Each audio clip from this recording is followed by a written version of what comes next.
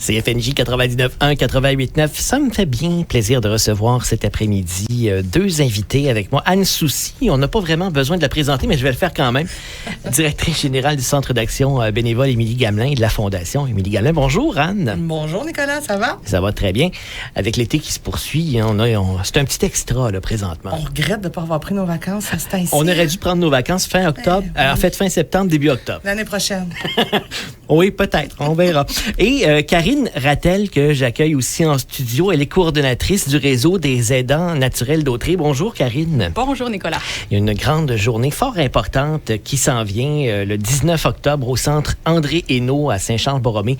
C'est une journée qui s'adresse à tout le monde où on va parler des aînés et on va justement... Je peux te corriger, oui, des aidants. Des aidants. Oui, pas juste des c'est aînés. C'est pas que des aînés. Hein. Exact. Puis on c'est va... un préjugé, ça, de penser que c'est seulement les aînés qui ont besoin de proches aidants. Exact. Puis Nicolas, pour vrai, t'es pas le seul à faire cette liaison-là entre un aidant et un aîné.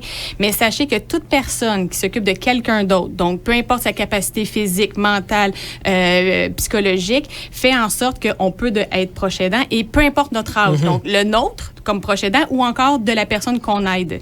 Donc, il faut vraiment défaire ce mythe-là qu'on aide un aîné, on est donc proche aidant. C'est vraiment beaucoup plus vaste que ça, que ce soit un conjoint, un enfant, une voisine.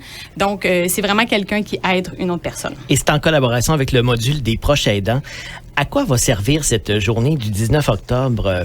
Bien, l'idée de cette journée-là, c'est notre 6e édition. C'est toujours en lien pour rassembler des proches aidants, recueillir leurs paroles, puis tenter de briser leur isolement, puis de faire un plan d'action en lien vraiment avec leur réalité. Donc, on va chercher de l'information, puis on leur donne un beau moment. Donc, cette journée-là, il y aura des activités, il y aura des kiosques d'information, il y aura une conférence qui est, ma foi, on a eu... Elle est très comique, très comique. À la conférence de presse, on a eu droit à que Mme Fleury, qui est dans le fond une humoriste ricaneuse et conférencière. On a eu une petite prémisse de la conférence, puis elle nous a laissé sur un petit... elle nous a laissé sur le chat. Ouais, sur la le réaction chat. Du chat. Donc, on ne sait pas qu'est-ce que le chat va faire dans son histoire. Il faut venir le 19 octobre pour venir savoir ce que son chat a fait dans les circonstances. Ça nous met l'eau à la bouche. Je savais qu'un chat vous mettrait l'eau à la bouche. Moi, j'ai 2 chats à la maison. Je sais, tu es un amoureux des chats. Je sais jamais ce qu'ils vont faire d'avance. Non.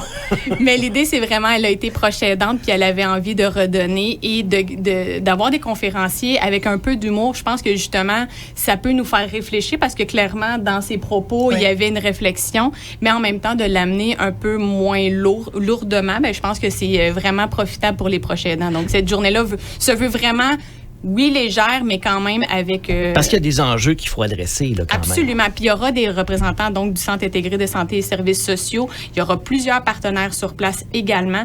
Donc, je pense que s'il y a un proche aidant qui se reconnaisse ou pas, donc quelqu'un qui veut venir passer la journée avec nous, ça se peut qu'ils se reconnaissent finalement comme proche aidant. Le devenir, qui a des situations dans l'entourage, qui disent peut-être que je vais être proche aidant éventuellement. Est-ce que c'est une bonne journée pour cette personne-là aussi? Mais plus loin que ça, j'ai quelqu'un qui s'est inscrit, qui va emmener son aidé, parce que c'est tout nouveau.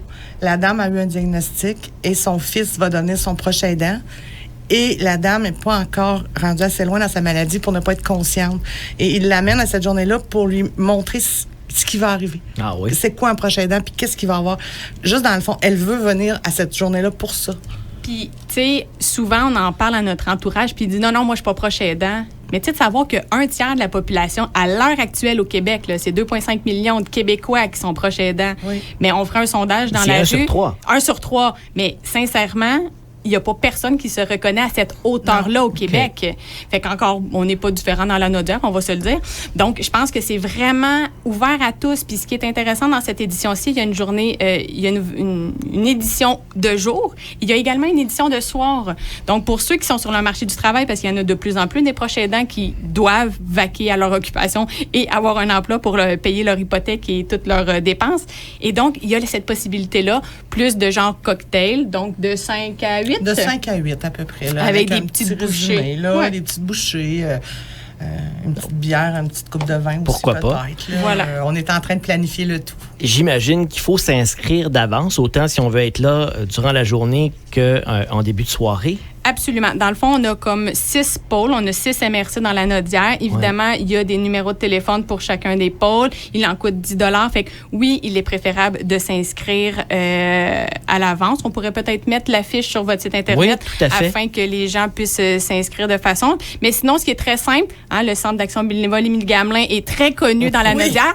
Alors, vous pouvez appeler au Centre d'action bénévole pour vous inscrire. Il n'y aura aucun souci. Ils seront bien pris en charge. Oui, au 450-756-2005. 756-2005 pour joindre l'équipe du Centre d'action bénévole Émilie-Gamelin. Et la journée, donc, à mettre à son agenda, c'est le 19 octobre au Centre André-Hainaut à Saint-Charles-Borromée. Ça va être vraiment, vraiment passionnant, vraiment intéressant. Et sachez que si certains proches aidants ont un aidé à domicile et qui aurait besoin de répit, il y a possibilité. Donc, c'est vraiment tout inclus, donc du répit et encore du transport. Fait que plus vite que vous vous inscrivez, plus on peut organiser le tout. Mais on voulait vraiment que ça soit sans frein pour la participation. Un aidé, pas nécessairement un aîné. Non, voilà. Non, absolument pas. Voilà. Bravo, Nicolas. Je retiens la leçon. Exact. Merci beaucoup à vous deux. Karine Rattel, coordonnatrice du réseau des aidants naturels d'Autrey, Anne Soucy du Centre d'action bénévole Émilie-Gamelin. On se reparle très bientôt. Merci. Merci beaucoup, Nicolas. Au revoir.